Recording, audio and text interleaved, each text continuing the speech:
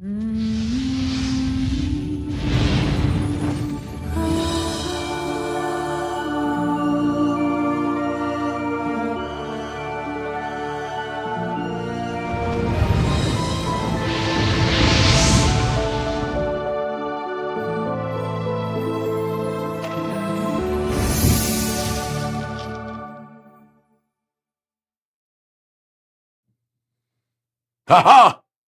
Hello, Cameramandy. Hello. How are you this morning, dear? Oh, I'm feeling a little off today. I know you have a little headache. Yeah. We all know why, Cameramandy. Oh my God! Why is it? Show yourself, Cameramandy. Okay.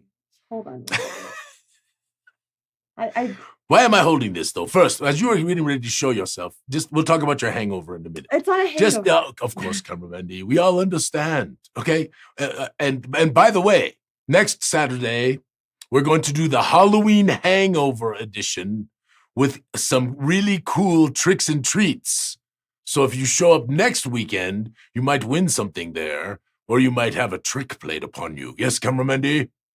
You have literally just come up with this. Yes, it's going to be so good. So I counted, there are like 12, there are like 12 snails on my desk. There's more than 12. There has got to be more than 12. I think it's 12. No, I think it's 12. There's this one here, you know, and there's this one here, and then there's the one that Harry has. I also have a snail. Alphinius upon here. Yes, but it's like 12. There's like 12 snails. Okay. Anyway, but this, if you remember this, do you remember this, cameraman? Yeah, Tish made that for you. Tish. Yes. Yes. Marvelous Geeky Hoodie and Tish. Yes, but Tish was the one who did the work. And Tish made this. This is way better than a snail, Cameraman D. I mean, way. It's not even close. I'm sorry, but Rin made that snail. Okay, I'll give Rin props for this. Rin, this is a cute snail. Cute. But it ain't as cute as this. Okay, they're both pretty cute. Okay, never mind. I didn't say that. It's a cute snail, Rin. Oh my goodness. I hope you're watching so you got to hear your props for your snail. Anyway, Cameraman D, yes. We're pretty excited today. We got a good stream. Mm-hmm. How come you aren't showing yourself again? Because you were talking. Cameraman D, we have to go back to your hangover. We're going to. There's no hangover. Cameraman D, It's okay. We understand that sometimes the life stresses get to you and you just have to do shots with Adam. Adam was at if anyone should have a hangover, Adam he went to a heavy metal concert. Whoa, what heavy metal band? Yeah. What's the band? I don't know any. Adam, is he in the chat? Yes, he is. Adam, in the chat. what's the what? So he actually did 2 this week. His brother's like really into like heavy metal. Okay, but what was the band? I don't know. There was like 8 bands he saw this week. Okay, give us like a couple bands that I might know, Adam, because I was like a headbanger in my youth. Were you really? Not really. I was more of a head. Do you do like the mosh pits? I was more of a head.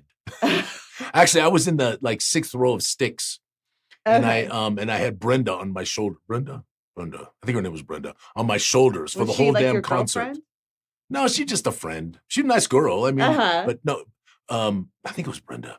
Anyway, she was on my shoulders for the whole damn concert. And at the end of the concert, I was like, damn, my back is hurting. It was, I would never do that again. How old were you? 20? Oh, gosh, it was Styx. It was in probably 1920, something like that. It wasn't 1920, Cameraman. All right. Praise the Sun, Between the Buried and Me.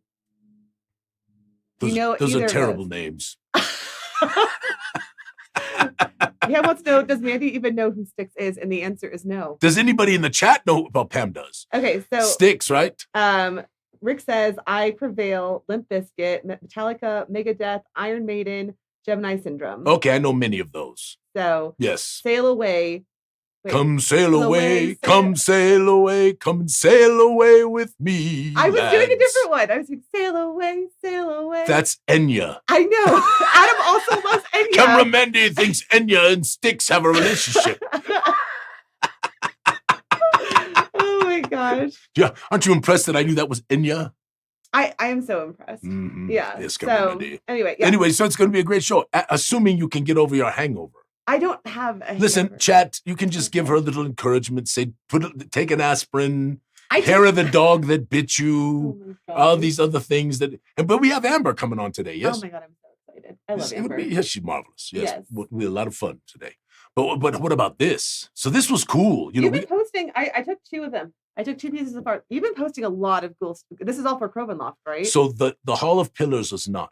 Okay. The Hall of Pillars is actually Let me zoom in on this. is actually in. Why am I on camera? That's awful. That's not a problem to have you on camera. It's not awful. There we go. There you All right, but this is one of the images that that we really like, and I do not believe we have used it yet, cameraman. I think we started to use it. And oh wait, like this is like something that's just been floating around our library. It's one of the many that we have. Yeah, Okay. this was a Keyshore execution quite a while back, and we were going to use it for a very special room, and then we didn't use it, and so I think probably this is going to be busted out in the Temple of Existential Evil, unless somebody in the chat says, "Damn it, Alphinius, you old geezer, you have used it. It was in blah blah blah," but I don't think we have.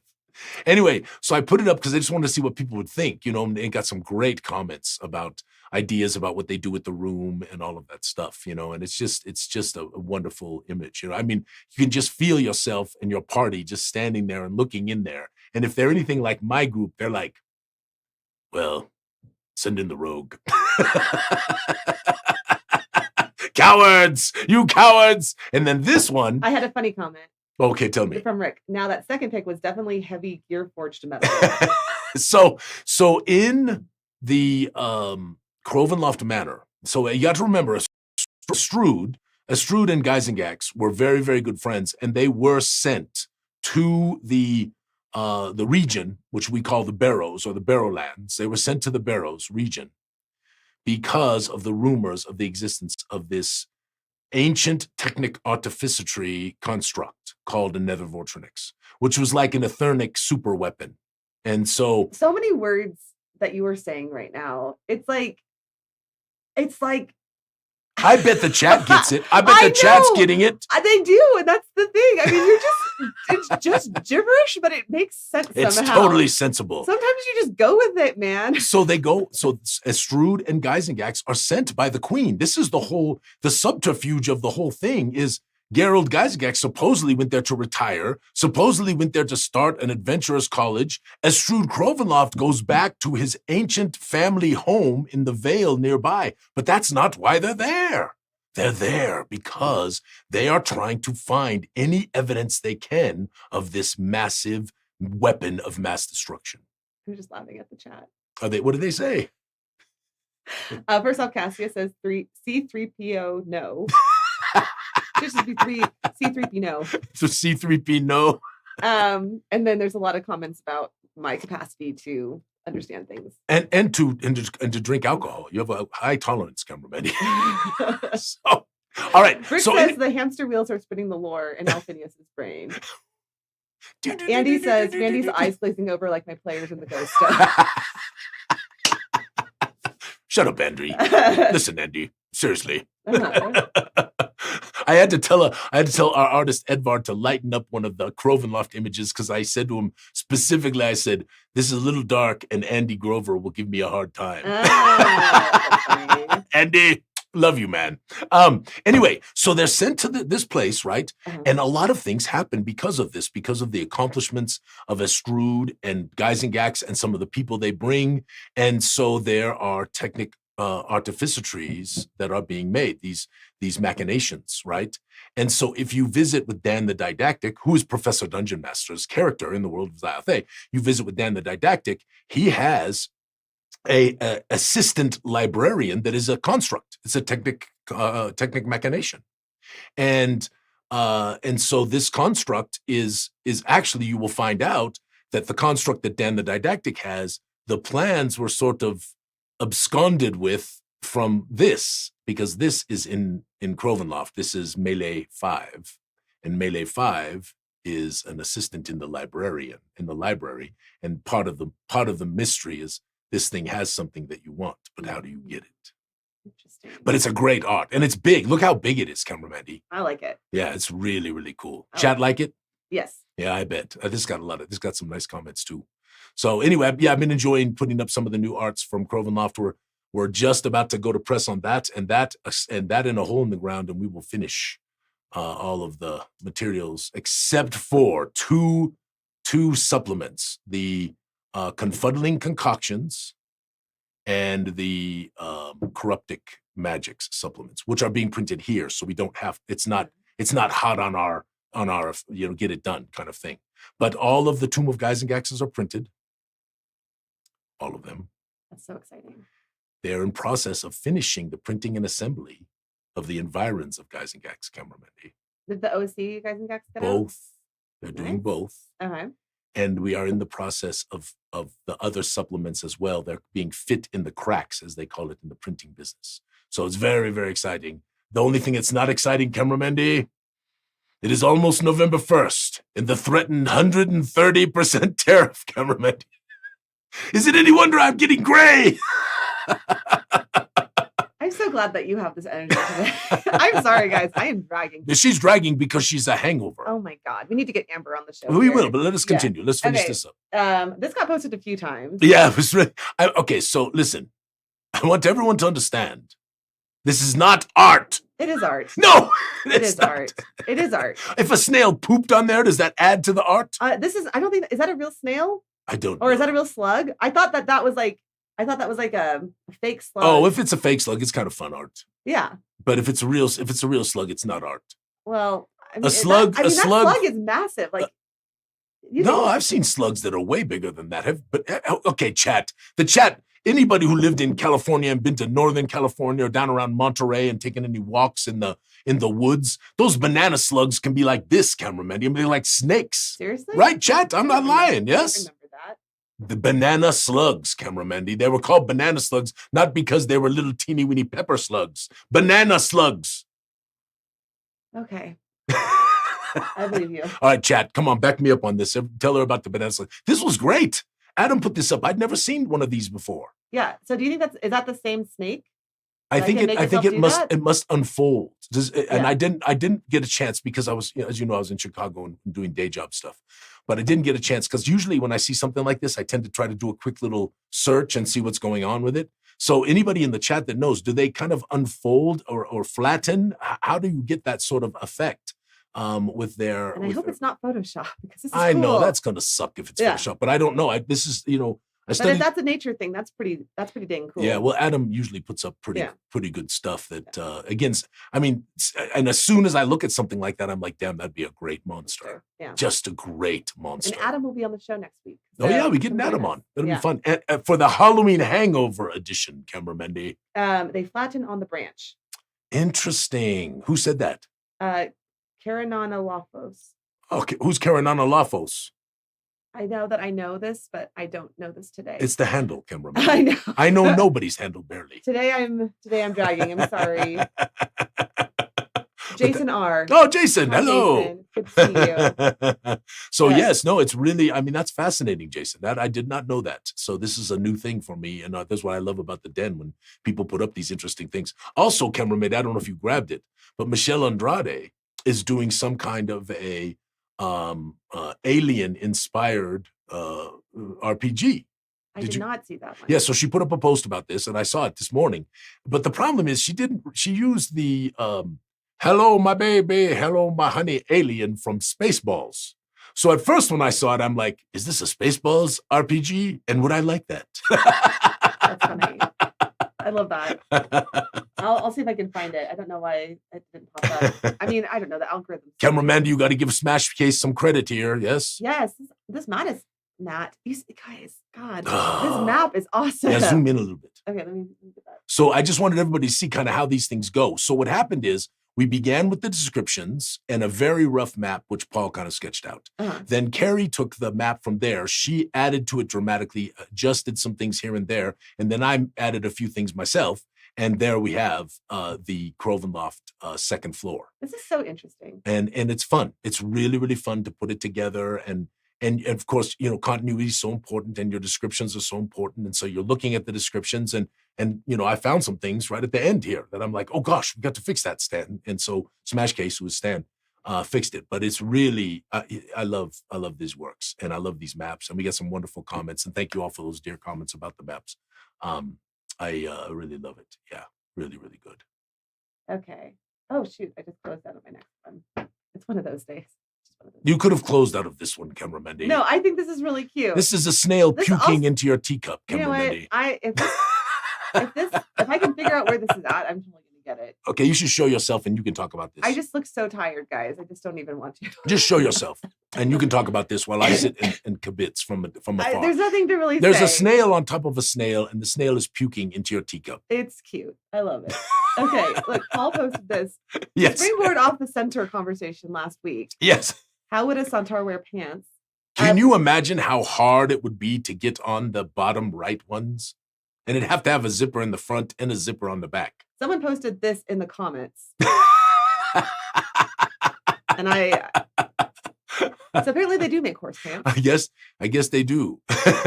And then Heather posted this Yes, hilarious. it got a little, the centaur thing got a little, it got kind of snaily, which I liked. Maybe we should do maybe it should be centaurs now. Centaur snail? Do we have centaurs? Oh my God, somebody is going to do, yes, we have centaurs. Okay. Yes, we do. Nice. Yes. Okay. Very cool. Very cool.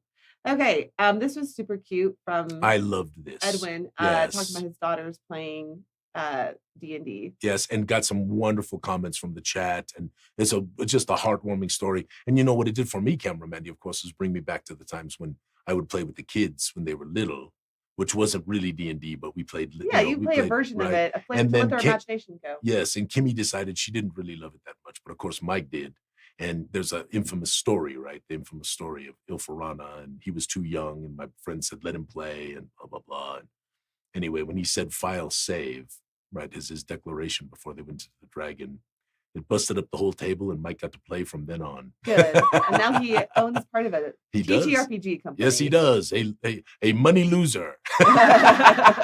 Camera Mandy, look at that bad boy. Yeah. I couldn't eat it all. Yeah, I mean, was it good though? Oh, so good. Okay. That's not just straight mustard on the top there. Okay, what is That's it? a mustardy sauce that is very mustardy, because I like mustard on a dog. It's one of the few things I really love mustard on as a dog.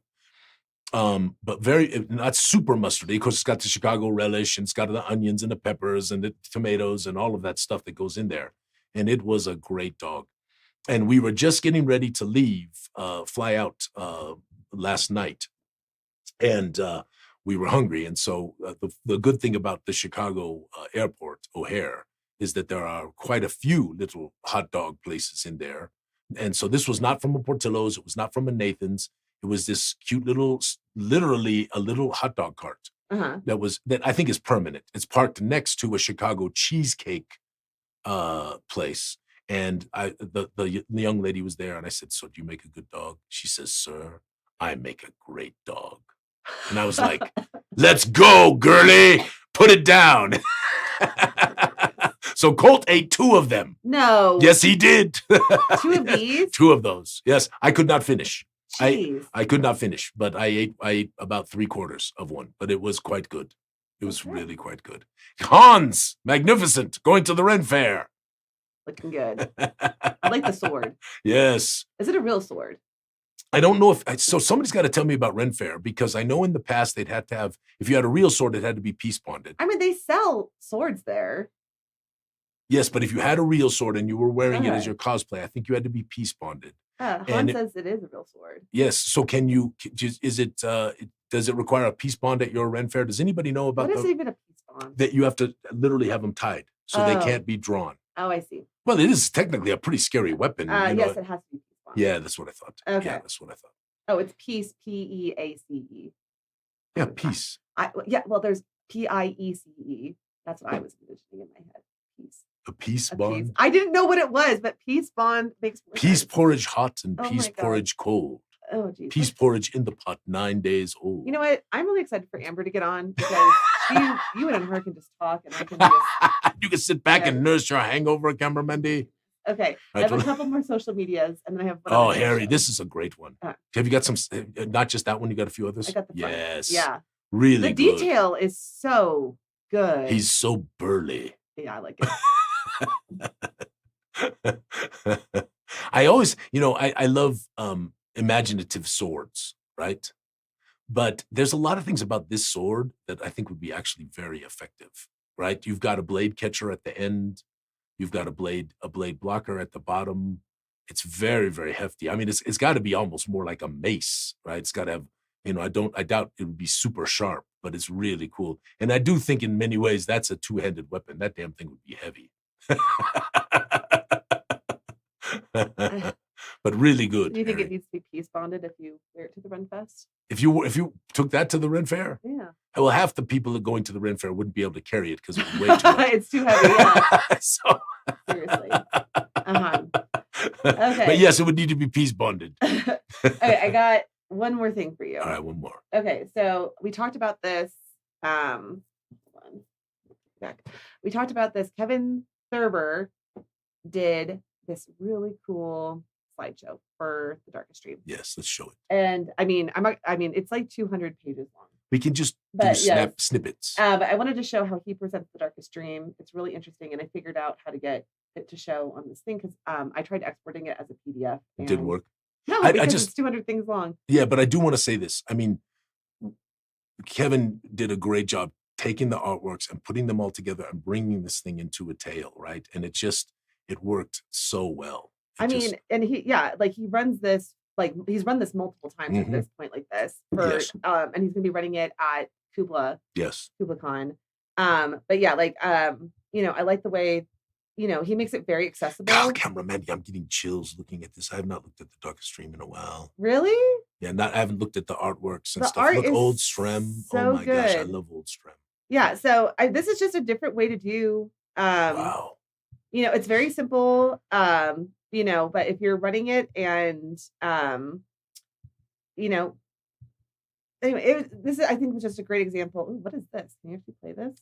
Yeah, that's part of the. Oh, I don't know if you can play that. Oh, it is. It has like sound effects. It's a scenescape. Wow. Can you hear it? I can hear it. Can the chat hear it? I don't think they can. Sorry, I should probably stop playing it. It's playing in my ear. But yeah, it has like sound effects to it. Yeah, well, that's a great encounter. Yeah, there. so I guess all of these probably have side quests. Or side quests. Side quests. So please, guys. Camera got a hangover. I saw side quests. Camera got a hangover. I meant to say it all audio.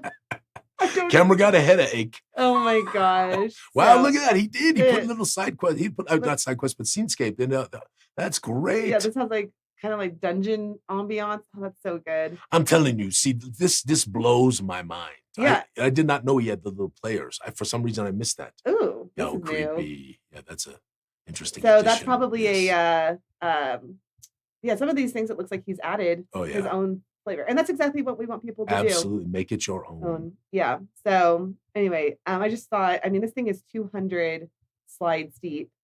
And he has a second screen up, and this is how he runs his game. Yes, because he can show it to all of the he can show it to the images, right? Yes. And I love that he does like the montages where he's like, you're seeing this, you're seeing that these are the NPCs you're seeing. Gosh, Tavern Zisk gets a kiss. Yes,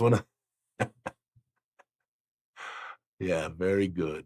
So, yeah. Anyway, I wanted to give this as like an idea for anyone who's thinking about running in the future. Doesn't have to be putting elaborate, putting the artworks, taking them from the digitals that we provide and putting them into a PDF with additions of your own is really a wonderful way. I told you, I asked for Christmas that I would receive a large screen TV that we're going to put on the wall behind my game room, by my game table, where I can use that for putting up artworks. You're going to make Aunt Diane buy you a large screen TV and mount it? No, Uncle Greg's going to mount it. Oh, okay. Anyway, so... Hold on, go back to the kids. I know, the kids are so cute. One of my favorites. So... Look at those kids. Yeah. And they all... Well, I was about to give a spoiler. Careful. Anyway... so yeah, just a really, and Kevin said this could be available. So if anyone's interested in looking at it themselves, I'm not going to go through the rest of it because it's, seriously, if you look over here, it's the whole Darkest Dream into pulled all the way through. Yeah, I thought, it's incredible. But really, Camera Mandy's so good for running around Carnival. Yeah, and that's the thing is that this thing is just a giant sandbox. Yes. And so if you want to skip over and anything, so and it's all laid out in a way for the GM that you can look at the map, have them go to the map, go to the area on the map. Anyway, just awesome, and maybe we'll have Kevin on the show. Yeah, we should, and then we can show a little more. He's very interesting. Like when I talked to him, he's very passionate about Gooey Cube and what we're doing with our world, and he has a really interesting perspective. He's an older GM like yourself who's been playing for a long time, and well, the thing is, I think we resonate with some of the older folks, not just the younger folks, but the older folks, because they remember the early days with the artworks that were provided and things. It made the game a little more immersive, right? And then, as we've discussed a lot of times, because it's expensive, right? We went to sort of these hardcover books, which make it a lot more, honestly, make it kind of more interesting for the game master, but a little less interesting for the players because you don't have the opportunity to show things and all that stuff. And Jim Kenny and I just had a little Facebook chat about this because he just bought for the first time. Is Jim watching? Jim, you on there? I don't know if he's on. So Jim and I texted back and forth, messaged back and forth because he bought off of an eBay thing. I think it was eBay. A really nice set of Dwarven Forge at a little bit of a discount, which doesn't happen very often. Doesn't happen very often. He got a really nice set. And he said to me, I used to be entirely theater of the mind. But when I had the chance to kind of see how you do this stuff and how you use the terrain, but still keep the theater of the mind thing going, he said, I thought it added to the game. And I think it does, because a picture is worth 1,000 words. It's just the truth. And all of that put together makes this wonderful, immersive thing that we're striving for with everything we produce. I love that. Isn't that wonderful? Yes. So you get to see Amber? So we're going to put Amber on. And you're going to be on too, yes? Yes, I did. Okay, with your little hang with that over? said, before we bring Amber on, I want to show what the next giveaway is going to be. Oh, yes. Okay, this is the next. So I should grab it? Yeah, you should grab it. All right. So a long time ago, and we're going to try to sell a few of these too. I'm not just going to give this one away. But a long time ago, we had like 12 of these, 15 of these crafted. I mean, I have that. I have like the West Fordestia, like on the same, like just the West Fordestia and just the East Fordestia. Yes. I have the Zyathè. We have they're on like this really nice, like hard PVC. They're like heavy. It's a 6 mil plastic. Mm-hmm. And it really, really makes the maps sing. And this is, of course, kind of tilt it down a little bit because it's catching the glare of the light. No, other way. Tilt it forward. There you go. Yes. Then all you see is my balding pate, Camera Mandy. And that's all good. But yes, it's really magnificent. Of course, this is Edvard's. Edvard's been doing our work since the beginning for maps, and just did such a spectacular job on Verdestia and all of the interesting places that are there. And it's just something else. But we're gonna give one of these away. Yeah. So that's like $200, Camera Mandy, right? I Something know. like that. So you got a chance to get. I tell you what, I'll sign it too, Camera Mandy. How about that? Okay, sounds good. Which is worth absolutely nothing. Okay, so right, but you never know. Let's do #map for our first Not one. Yet. Oh my gosh! After Amber. We're literally Not yet. Amber's gonna be on for the rest. Not of the yet. show. Not yet. Oh Don't put it in yet. Okay. Just wait. They're already starting. Just do it. Oh, Camera Mandy. I'm the one who does the entry. No, you need to Just do them. it. If we do them at the end, it's easier for you. No, this is fine. Camera Mandy. Okay. Anyway, #map to be entered to win the map. All right, but don't leave. You got to stay and watch Amber because she's great. Everyone's going to stay and watch Amber because she is great. Well, I know that. Let's bring her on. But you overhung the market with your hanga over. I wonder if hanga over has like an apostrophe in it. Is that even a word? You know what? I'm going to bring Amber on. I'm so ready to not be talking to you. Now you got to be Camera Mandy. Okay. You got to be in the little square too now. I am. I put myself in the little square. There she is. Hi, Amber. Amber, hello, darling. It's good to see you. Hello. Earphones. Yeah, you have to put. Oh. I can't hear you right now. I can't hear you. So if you're saying anything bad about me, it's good. Say all the bad things right all now. the bad things right now. I was going to say his signature is worth the paper it's written on and shipping, which right now is quite a lot. Yeah, exactly. Just Amber, I'm seriously scared because this threatened 100% additional tariff on our stuff, which is being produced right now, is giving me the willies. So your signature is going to be worth quite a bit Yes, right. if they want it. Well, it's great to see you, my dear. It's great to see you. It's great to see you guys too. Can Yes, you yes, introduce yes. yourself to our audience. I mean, they know you because you're in the chat quite frequently. Yes. So you're pretty nerdy, right? I am pretty nerdy in the chat. Yes, and I'm pretty nerdy just about everywhere else. My name is Amber M. Davies. I am part of this Gooey community, which I love. I am a writer, published author, a script writer, freelance everything. I am the Swiss Miss of whatever the hell you need. I do a lot of creative jobs around all the different TTRPG communities. I also work at a lot of conventions. I ran some games for you guys at Pacificon. Yeah. So. Oh my gosh! And Pam said you were phenomenal. So you got some rave reviews, as they say. Yeah, we're thank you. So, yes, I'm trying to make Genghis Khan happen. Yes, you must. You must come and join us. Plus it's so much fun, especially when Camera Mandy drinks too much and then says all kinds of weird stuff. I am seeing how much fun she is. One time with Geeky Hoodie, and then are you blaming Geeky Hoodie for your inebriation? Listen, we were at a bar together. There's a bar that's very close to everything, and that's where you also get food. And that's dangerous. She just kept buying us shots, and I kept being like, you don't have to buy shots, please don't buy us shots. And she's like, no, we're gonna keep buying you shots. And then I got really wasted, and then I went and played the dungeon crawlers with Austin, and who thankfully loves me still. So yeah. Anyway, Amber, you're most welcome to come. I would advise you to not go. It's a really good time. Everyone come to Genghis Khan. It's so good. I will not be drunk again because that was a one-time thing. Yes, do not. What was that song? I'll never smoke weed with Willie again. Yes, yeah, sing it on the show. Yes, I sang it on the show. I'll never go drinking with Mandy again. All right, enough. Okay. So Amber, tell us a little more. So you're doing an audio drama it's got some popularity. Yes, people are enjoying it. Yes.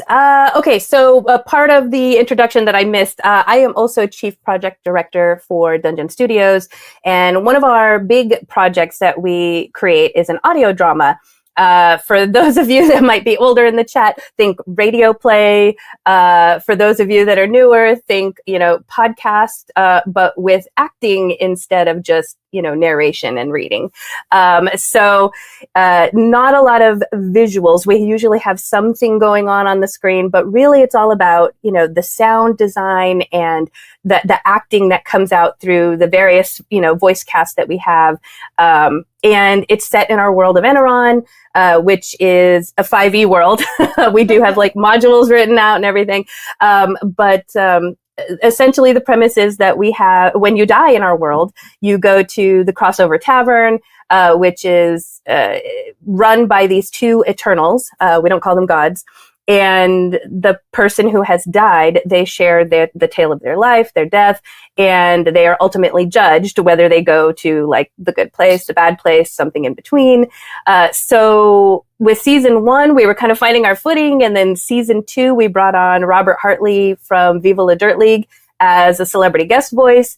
And so season 2 is out now, although I think we're currently on holiday hiatus. So there's some episodes, and then, after the break, we will come back. I am writing with my group of writers. We are writing season 3 right now and have plans for season 4. And there's plans for animation. And we recently received, we became a part of a project with Kobold Press, and we are creating an audio drama for them, a single, I don't know if it's going to be a pilot episode, but it is an episode that features their lore. It's not in our world. So that's supposed to be coming out in November, December. So yeah, it's picking up a lot of steam. And I never thought I would enjoy script writing as much as I do compared to all the other writing that I do. Yes. But it's so much fun. Well, the crafting of dialogue. So I know a lot about writing. You know this, Amber. So I know, it's through the years. But the crafting of dialogue really is a gift, right? To have dialogue not sound unreal, right? To have it feel like it's happening is actually pretty gifted thing to be able to do that. And so props to you because Thank you. Listen, a lot of people can write wonderful prose, but you get them into dialogue and they start stumbling because they can't hear the actual. I'm sure you hear it in your mind when you're writing it, right? But they can't hear it. So good on you. Thank you. Well, and the challenge with dialogue as well, when it's dialogue only, like we really try to we want to show with the imagination and not just tell the story, right? And so you have to find ways to tell the story within dialogue between two or more characters instead of just telling the audience what's happening. And so that becomes a challenge that I really enjoy, trying to figure out. Well, they have, they have talked about this through the years. Probably the most famous old radio thing that was ever done was the War of the Worlds. Right? Yeah, that was probably the most famous. And if you haven't Googled, you should Google this, because to this day, I still think it was a marketing cheat on their parts. But apparently, the idea was that they did this radio drama, and it was so realistic and frankly frightening that there were people who actually thought that aliens had landed on Earth. And they were getting their guns out and driving out in their trucks to try to find the aliens who were attacking the world. So you have to be really old to know that. I was not old enough to listen to that when it was live, but that was one of probably the most famous ones ever. So do you do only narration? Only dialogue, or do you have narration as well? Well, I mean, there's some narration in the sense that the character who comes to the tavern, they are telling their story. So there may be bits where that character is narrating their own story, but that is dialogue that we've given to the character to narrate their own story. Yeah. Yes. So there is no narration. There's not, which is there's in audio dramas, there's these that do this, right? They just have no narration, and you just tell the story with the dialogue that it goes. That's exactly. Wonderful. It's wonderful. Yeah. So this is season 2. You just finished, or getting close, or just finished and working on season 3? So behind the scenes, we are writing season 3. Season 2 is rolling out now on our channels. I think we've got about 4 or 5 episodes out, and now we're out for the holiday break, and then we will come back in January. Got it. Sorry, I misunderstood that. Okay, perfect. Yeah. All right. So tell us a little bit more about how this happened. So how did this all begin, right? How did you decide that you wanted to, like, I have a terrible story. So tell us a terrible story. No, I'm just kidding. What's your terrible story? I'm just kidding. Yes. I'm sorry. I take it off screen. I'm just like. No, camera, Mandy, you got to stay on screen. Put yourself back. Tell her, Amber. Say, Mandy, show yourself. Just do that. I'm just going to sit. You have to share in the trauma with me. Come on, Mandy. Come on. No, I want to hear her terrible story. Come on, Mandy. So wait, is this my terrible story of how I got into writing? How I got into tabletop? Yeah, tell the story of that. It's a little bit about you. Just give us a little more about that. Gosh. Well, I'm sure, I feel like the story, the origin story is probably going to be very similar to everyone else's. I was a nerdy child. I actually really loved to write when I was a kid. This is going to sound a little creepy and probably oversharing, but so you can hear it here first on Goo Morning. Yes.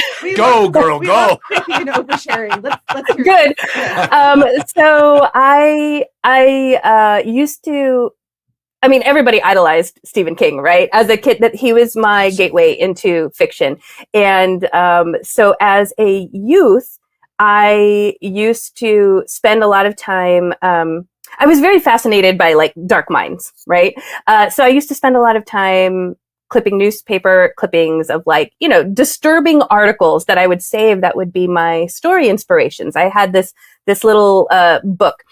I'd kind of forgotten about it after all these years, and recently came across it again, going through some old things in my mother's house. And my husband actually found it, and he didn't know the story. I hadn't told him about it because I'd forgotten. Yes. So he comes across this book full of sociopathic shit. I've fallen more in love with you than I've ever felt before. Amber, Mandy, will you show yourself? Please put yourself on screen. Anyway, keep going, Amber. So you got this book of sociopathic clippings. Yes. Okay. My husband finds it, and he goes, "Hey, I found something really disturbing in your mom's house." And so I started laughing because I've forgotten that this is mine. And he just kind of goes, "Do I need to be worried?" I said, "Well, we've been married almost, at the point it was almost 20 years. So I think you're safe." But just don't leave me, baby. Yeah. So I think that was really my origin story, is that I'm fascinated by dark minds, dark stories, and of course fantasy, lead into, a little bit more like my teen and early 20s. I had a friend of mine who invited me into a D&D game. And this was, I think, 3 or 3.5. I'm not quite sure on the timeline. And so I remember him telling me, you can do anything that you can imagine. But the thing is, as a youth, I believe like your imagination is kind of limited by the experiences you have, right? Maybe, I don't know, maybe that's not true. But for me, it was. So I didn't really do as much as I thought I could do. I played and I enjoyed it. And I was like, wow, this is really cool. It's like choose your own adventure book, but in a game style. And that was great. And then it wasn't until like Critical Role started picking up that I was like, oh, I get to see what other people can imagine. And this is so much bigger than I had even, like, for being a writer, you'd think I would have a bigger imagination, but I didn't. That's a totally normal thing. Cause like, obviously Lawrence, who was in special forces and knows all these military ops, like when he goes in and he's able to like do like a ops type mission in D&D, it's going to be way different than what I can do. Because like the possibilities for him are so much more expanded because of his experience. And even though like I have a great imagination too, and I could say, let me think of this cool scenario, it's just different life experiences that bring different things to the table. And I think that's what makes this game so spectacular. Well, and it's additive to any kind of fiction you're writing, right? All of this stuff adds to camera. Mandy, will you just stay on? You're so cute. Okay, here's the problem, Alphinius. Yes. Like, when I'm not I just look like I have a hangover. I'm just sitting there like that's not true, camera Mandy. Okay, anyway, maybe it's you've given her a complex. It's fine. So anyway, and it's a hangover anyway. Not I know that Amber's bringing it with the purple hair. You don't need me. We're all good. So, anyway. But yeah, no, that's awesome though that you got to see and like expand your version of the world because you're watching other people do something spectacular. And the same thing with running games, right? Yeah. Like playing the game and then also expanding your horizons on what you can do when you're running the game. Because at the time I had only had that one DM, and he's an excellent DM, but until you see other people running the game and realize that there's all these other options for you, that really expanded my world too. And I just jumped in like both feet and started running games and started doing all the things. And now here I am, literally with so many projects on my hands related to D&D that I don't have a lot of time anymore. Yeah. Yes, we know. But Amber, the thing is amazing, right? Is you ponder, as this journey of creation, right? Because this is what I wanted to do with when we started the Facebook group, right? And the Gooey Game Master's Den of Enlightenment was not just have it be about gaming, but really about creativity, right? Because so many of us, especially in this nerdy community, so many of us lived in our imaginations so much, right? And there's I think there's a whole host of reasons for it, and some of them are not so good, but many of them are great. And this, you build from that. And you mentioned Stephen King earlier, one of the best, unequivocally one of the best, but you got others as well. Piers Anthony, right? And you look at it, and you go into some of the science fiction areas, and you got Asimov and Crichton and all of these things. And I so agree with you that experiencing the creativity of others helps spur your creativity. Right. It really, really does. And I've loved, and what you said earlier. So Amber is so sweet. She says, I'm doing this project for Cobalt Press. Can I mention them? I'm like, of course you can mention them. I love Cobalt Press. I think I own about 40 of their things. So, that's another thing that we're about is we're about growing the community as well, not just about growing Gooey Cube. Even though, yes, please buy Gooey Cube stuff and help keep Camera Mandy in booze. Oh my goodness. Please buy Gooey Cube stuff because I love running their games.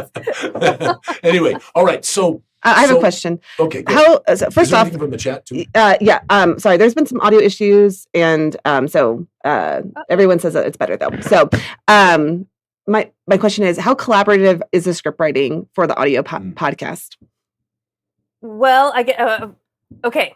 I'm going to answer the question, but I feel like I'm not sure I'm going to answer the whole question. Okay. We have a team of writers. There's probably about 1, 2, 3, 4, 5 of us, if I'm counting every single person. Hopefully I'm not missing anybody. But it's kind of a revolving door over season 1 and season 2. And now here we are with season 3.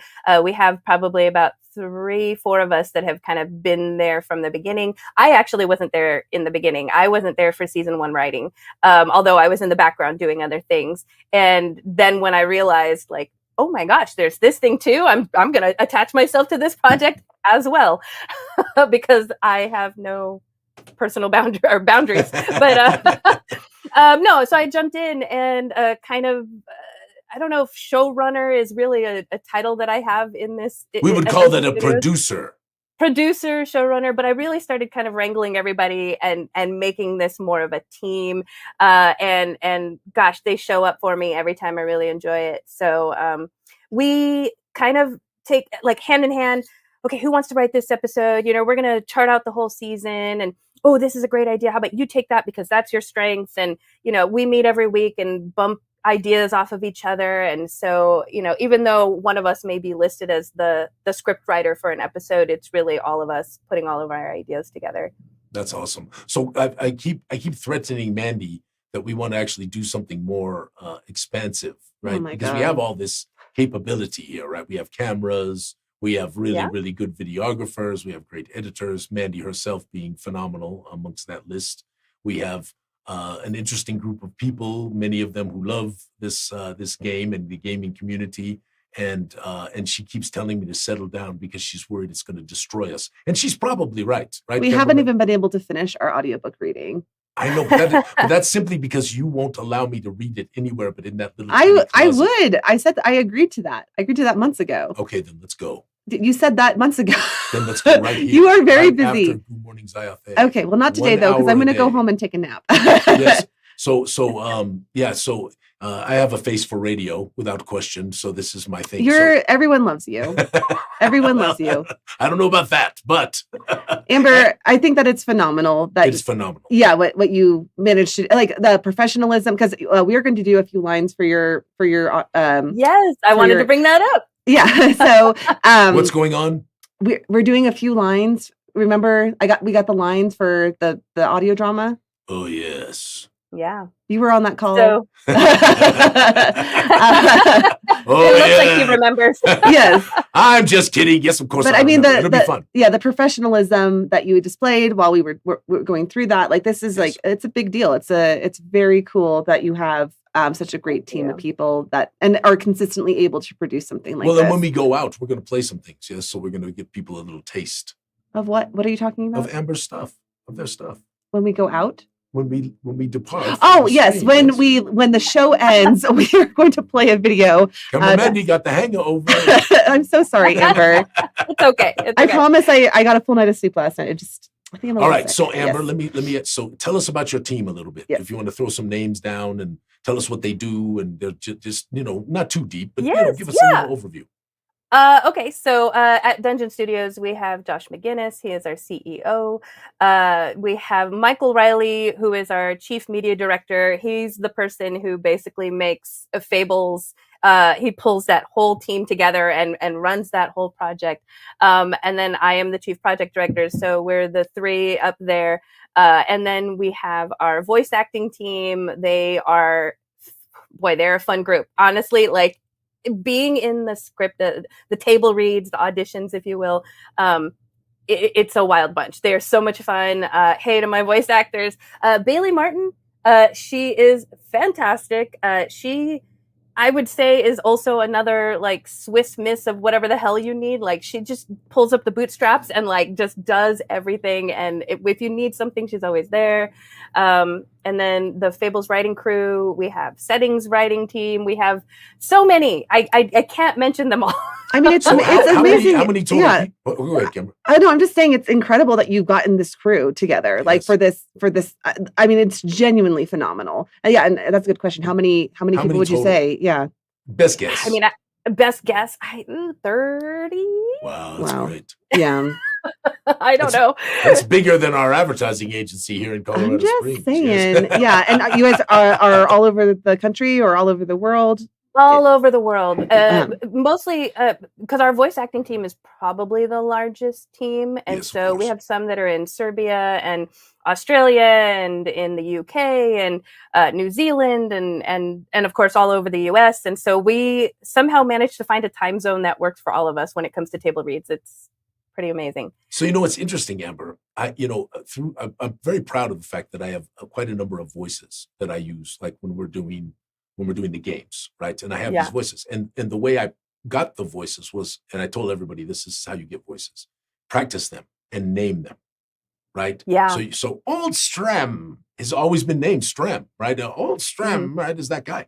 But the problem is, I do this damn Alphinius thing all the time, and so I've now found that Alphinius is bleeding into some of my other voices unintentionally. Oh, no. Yes, it's unintentional.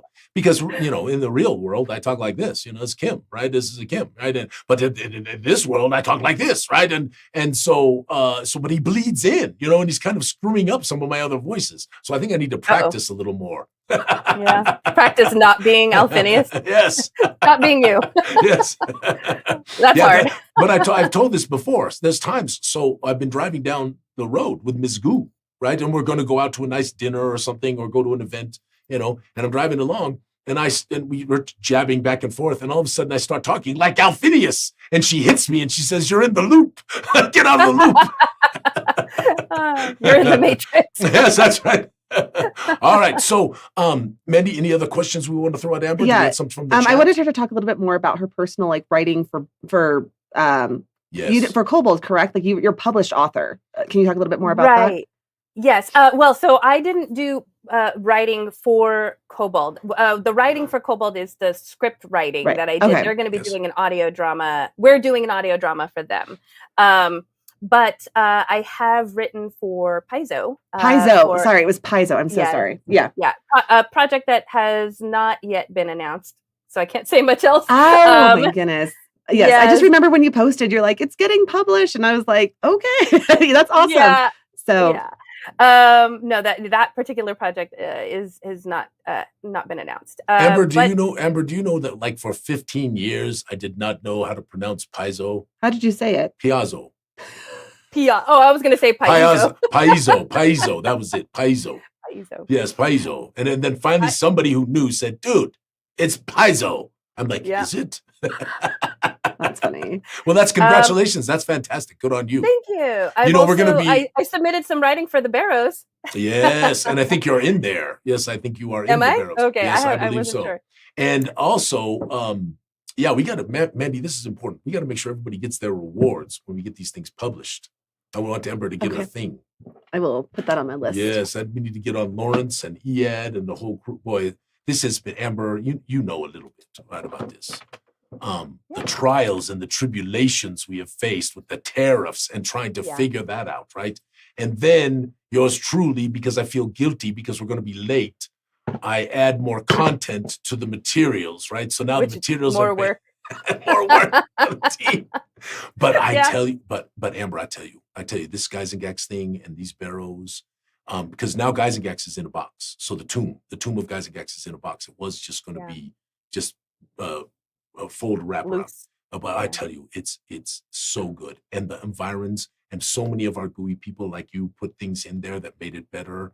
And it's so wonderful. And then this Croven Loft, right, has come together so well. And I love Stratanava. I can't wait to hear how people play this. And just thank you for being a part of it. I just cannot tell you. Yeah. So we got more coming up, though, next year when we start down the road of the Temple of Inquinacious Evil. Yes, we will be asking for a little bit of contributor stuff as well. So hopefully you'll throw something at us then. That'd be wonderful. All right. So I have another question. All right. So what is your plans, not just with the audio drama, but what do you see yourself going, right? Because everybody thinks about what their future is, right, as they go. So what do you see with your future in this TTRPG world?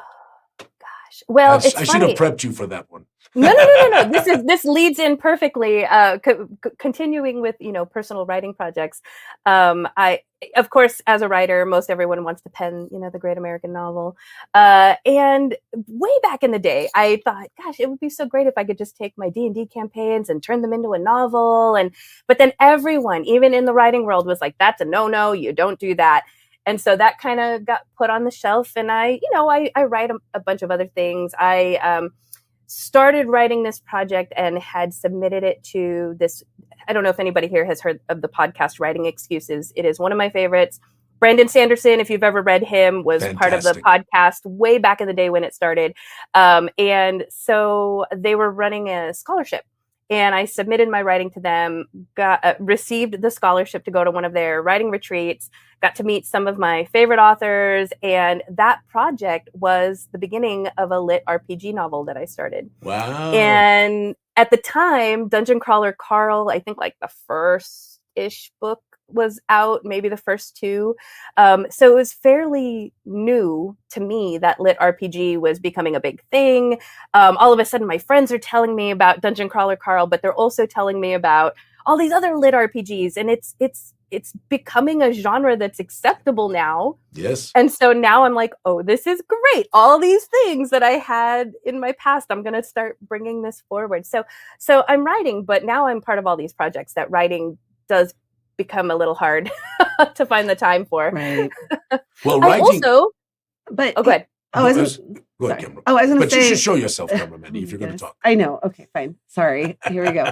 Hi. Okay, still here. Oh, I was going to say one of the amazing things about lit RPG, and I think probably the reason for its phenomenal success is because of audiobooks. I think people mostly listen to lit RPG. I don't think it's as like people read it.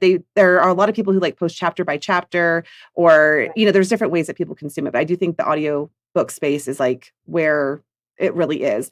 And what's phenomenal is that you're already connected into this world. And, so when you write and then you're able to produce an audiobook, I think it's going to be just phenomenal. So I think you're so set up for success if you can find the time to actually write it. If I can find the time, that's the challenge. Yes. So this is the interesting thing, because one of our missions is to get writers an opportunity to be published, right? That's our goal, right? And so we've had literally hundreds of our Gooey community have had things published, which gives them an opportunity to say, I have been published, if they want to try to, get an opportunity elsewhere.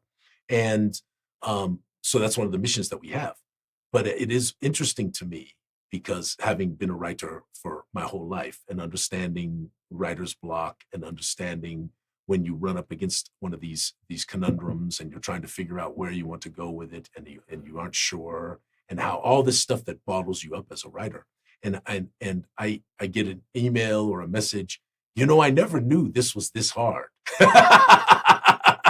Yeah. They don't know. Until you experience it, you really don't know. Yeah. And you really have to push you have to find some grain of motivation that keeps you going, because it's so easy to move on to the next shiny thing, which also is part of my problem, which is why I'm attached to all these projects. So let me ask you a question though. Because I am worried about the loss of creative writing because of the rise of the AI and everybody deciding that they're just going to let things write for them. Right. So what do you think? What do you think? There's already an onslaught of slop out there, especially, in the fiction world as well. There are people who I would say, not new readers, but let's say people who are not avid readers in a genre may not be able to tell the difference between an AI slop novel and a person written novel. And they may enjoy it and it may find some success, but I do think over time there will be those people who finally kind of can tell the difference between a person's voice coming out in a piece of writing versus AI written. And I think that people will want that personal touch. You see it now in, how about this? A good analogy, YouTube videos, right? People kind of loved going towards the YouTube videos that were highly overproduced and lots of like little things every couple of seconds. And now the trend is people they are swaying more towards videos that are less produced, more personal, just people talking in their bedroom. It doesn't have to be clean. It doesn't have to be perfect. And that's what people are leaning more towards when it comes to like podcasts and things. So I think that's what people are going to want in their fiction. They're going to want that personal touch. So what you're saying, Amber, is that Yeah. Camera Mandy's and my low budget production is like right at the cusp of the new thing. I mean, we had like 40 Why do you think I watch you every 40 week? people watching us today. Like, it's incredible to me.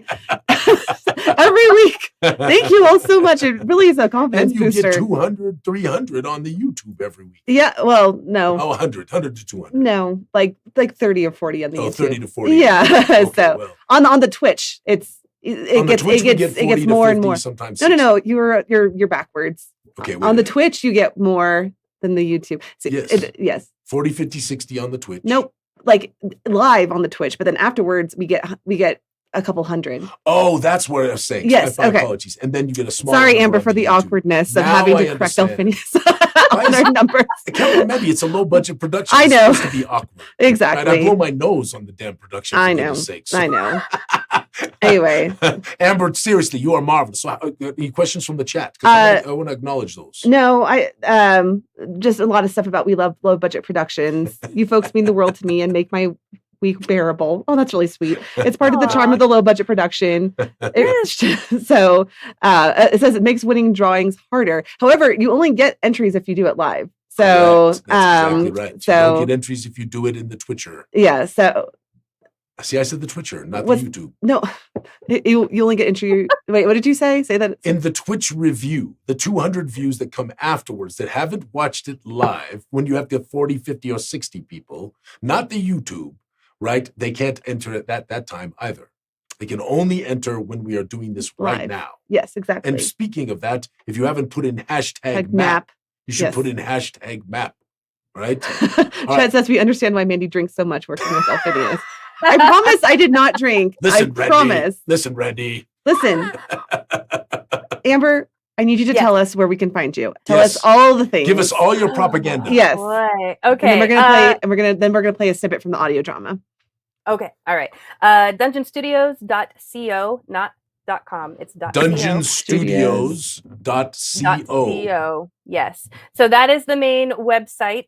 From there, you can probably find all the other channels. YouTube. We're on all the major podcasting platforms. If you want to check out Fables from the Forgotten, which I don't recall that I actually said the name of the audio drama. So Fables from the Forgotten. And then we're going to be coming out with that audio drama for Kobold Press. That will also be on, I actually think that will come out on their channel. So you might want to check them out. Yes, you should definitely check them out. But listen, Yeah. here's the thing. I love alliteration, right? Because I think it makes everything kind of flow nicely, right? So Yes. Fables of the Forgotten. Fables It's very- from the Forgotten. Fables from the Yes. Forgotten. So you got 3 Yes. F's in Yes. there. Yeah, very nice. Yes. Thank Very you. nice. Thank you. Yes, very nice. All right, so So yeah, what I think else? dungeonstudios.co will get you pretty much everywhere you need to know. You need to get for that stuff. For me personally, I go by Purdy Nerdy on most socials. So if you see Purdy Nerdy and you see what looks like a little light bulb with a dice in the middle, and it's like lit up, that's me. Yes. And so did you put that stuff in the chat, cameraman? I did put dungeonstudios.co. .co. Yep. Yes. So And Pretty Nerdy. Pretty Nerdy, which you can Purdy catch Nerdy. Amber in the chat pretty much every week. Yes, and Amber Yes, shows up around the just Gooey amping me Den. up, and I appreciate that so much, Amber. So yes, so thank you so much for joining us. You are just a ray of light, and I'm really Aw. excited to watch the next 5-10 years of your career, and I know you're going to shoot up like a star because you really Yes, are you're one. very bright and light and wonderful, which we always try to bring on the Goo Morning Zyathé, Yeah. which is a marvelous thing, except when Camera Mandy has a hangover. I'm sorry. And then we're kind of down here, which is happening more frequently. I'm a little worried about that, Camera Mandy. All right, we're going to play this. Let's play. Any last words, my dear Amber? Sorry, I have a question, chat. Oh, Just to chat. clarify, you have 2 podcasts: The Fables from the Forgotten and The Game. Yes. So, well, we have the game, which is currently on hiatus, but the game is where we talked about crunchy mechanics for tabletop. So that one, there's I don't know, a large number of episodes there. But we're currently on hiatus. So Fables from the Forgotten is the one. Check that out. Fables from the Forgotten is the audio drama. Very nice. Yes. And we're going to play a little bit of that. Yes, Cameramendi? Yes. Sorry. I thought when you said that, guys, I'm really sorry. I can literally feel my eyeballs drooping. I'm so sorry, Amber. Droopy eyeballs. Seriously, now that is a horror thing right there. I mean, when you got droopy eyeballs. When you said we're going to play it, I was right? And then what would you do with droopy eyeballs? I thought you said we were going to do a live play right now. Sense, right? Oh my goodness. Yes, I'm about to play the clip. Thank you. Amber, you were marvelous. Wonderful to have you. Thank you. Thank you for having me on the show so much. Oh, we appreciate you so much. Yes, and we look forward to seeing you around the den and in the chat and all around. And keep us updated. We'll have you back on when the unannounced project from Paizo comes out and all the good stuff. So listen, don't sign out yet. Piezo. Listen. Just take a moment. Just don't sign out yet. Listen to this. No, not you. I'm talking to the team chat out there. I mean, you can sign out if you want to, but I just want to make sure folks stay because when you say goodbye and all that stuff, a lot of people log out. It's worth taking just a few minutes to listen to this. It's good work. It's really good work. All right. May all your adventures be sticky. Indeed. And hangovary. Bye. The nerve on this one. Drinking straight from our stores without even asking permission. Fenwick, milady, my lord. Humble in origins, but rich in stories. A right rude one he was, if you ask me, innit? Tonight, we stand before you to unveil the masterpiece crafted for rulers by great masters of old. And my heart leapt from my chest. This was the moment I'd lived for. He's disturbed. Yes. I could feel the magic shift. I was losing control. What in the name of all that's holy?